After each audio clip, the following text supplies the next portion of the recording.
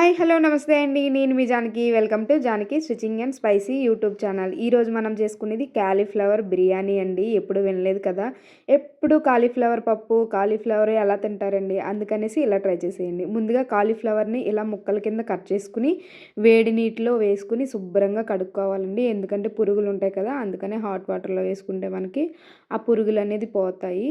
ఇప్పుడు మొత్తం అంతా అవి ఒక ప్లేట్లోకి తీసుకోవాలి. నెక్స్ట్ మిల్ మేకర్ అండి.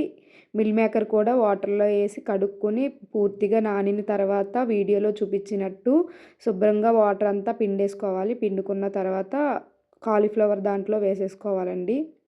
ఇప్పుడు ఇందులో మసాలాలండి. 2 స్పూన్ల గరం మసాలా పౌడర్, 2 స్పూన్ల జీలకర్ర పౌడర్ అండి. జీలకర్రని వేపేసుకుని దాన్ని పౌడర్ చేసేసుకుంటే ఇంట్లోనే జీలకర్ర పౌడర్ అనేది రెడీ అయిపోతుంది. నెక్స్ట్ ధనియాల పౌడర్ అండి. దాని తర్వాత అల్లం వెల్లుల్లి పేస్ట్ అండి. అందులో కొంచెం నేను దాల్చిన చెక్క, లవంగ, బిర్యానీ సామాన్లు అన్నీ వేసుకున్నాను. ఒక 2 స్పూన్ల కారం, ఒక కప్పు పెరుగు అండి, ఒక 3 స్పూన్ల ఆయిల్ కొంచెం ఎక్కువనే వేసుకోండి, అప్పుడే బాగుంటుంది. ఇవన్నీ మొత్తం ప్రతి ముక్కకి అంటేటట్టు మసాలా మొత్తం కలిపేసుకోవాలి. ఇందులో ఒక 2 స్పూన్ల సాల్ట్ అండి. నేను సాల్ట్ వేయడం మర్చిపోయాను. అండ్ ఒక 4 స్పూన్ల కార్న్‌ఫ్లోర్ అండి. ఇంకొక 4 స్పూన్ల బియ్యం పిండి అండి. బియ్యం పిండి, కార్న్‌ఫ్లోర్ 2 కూడా సమానంగా వేసుకోండి.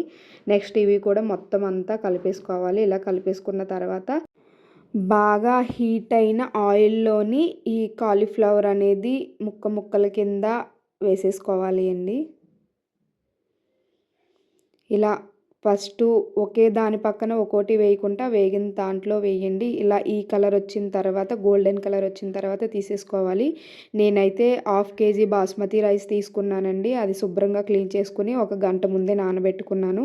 అందులో మొత్తం బిర్యానీ సామాన్లు, ఆకు, దాల్చిన చెక్క, లవంగ మొగ్గలు, ఇలాచి, కొంచెం గరం మసాలా పౌడర్, ఇంకొంచెం ఆయిల్, కొంచెం అల్లం వెల్లుల్లి పేస్ట్.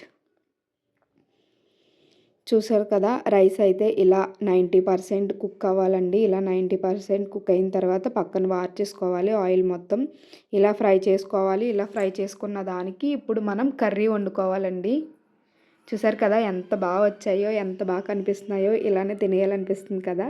కానీ ఇప్పుడు దీన్ని మనం బిర్యానీలా చేసుకోవాలి అండి. సేమ్ చికెన్ దమ్ బిర్యానీ ఎలా ప్రాసెస్లో చేసుకుంటామో అలానే అదే ప్యాన్లో కొంచెం ఆయిల్ వేసుకుని బిర్యానీకి సంబంధించిన సామాన్లు అండి, బిర్యానీ సామాన్లు ప్రతిసారి చెప్పలేకపోతున్నాను, వీడియోలో ఉన్నాయి చూసేసేయండి. అండ్ ఆనియన్స్ అండి, ఒక 3 ఆనియన్స్, అవి వేగిపోయిన తర్వాత అల్లం వెల్లుల్లి పేస్ట్, 2 టమాటాలు పొడవుగా కట్ చేసుకుని ఇందులో వేసేసుకోవాలండి. ఇప్పుడు ఇందులో కొంచెం సాల్ట్ యాడ్ చేసుకోవాలి. సాల్ట్ వేసుకుంటే త్వరగా మగ్గిపోతుందండి. టమాటా అన్నది మొత్తం పేస్ట్లా వచ్చేస్తుంది సాల్ట్ వేసుకుంటే. అందులో ఇప్పుడు 2 స్పూన్ల కారం అండి.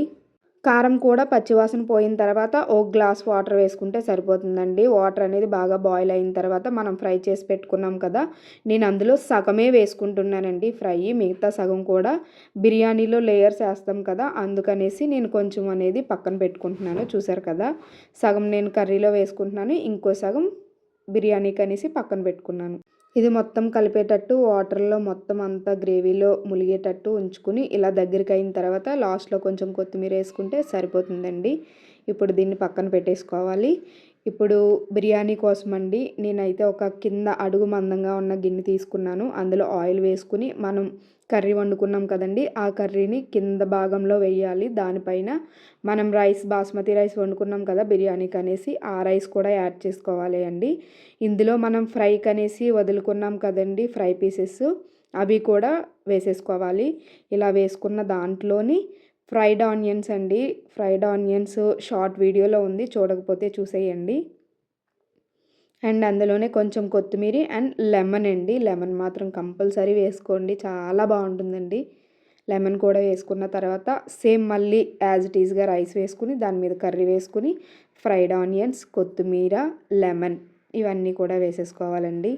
ఇలా మొత్తం పెట్టేసుకొని గిన్నె మీద మూత పెట్టుకుని స్టవ్ ఆన్ చేసుకుని 15 నిమిషాల తర్వాత చూస్తే అంతేనండి, మనకి ఎంతో టేస్టీ ఎమ్మీ ఎప్పుడు చికెన్‌తోనే కాకుండా ఇలా కాలీఫ్లవర్‌తో కూడా ట్రై చేయండి బిర్యానీ. చాలా బావుందండి. మీరు నిజంగా నాన్ వెజ్ కన్నా ఇదే తింటారు. ఒక్కసారి ఇలా ట్రై చేయండి. ఎప్పుడు కాలీఫ్లవర్ పప్పు లేదా కాలీఫ్లవర్ కర్రీయే కాకుండా ఇలా బిర్యానీ కూడా ట్రై చేయండి. చాలా బావుంది.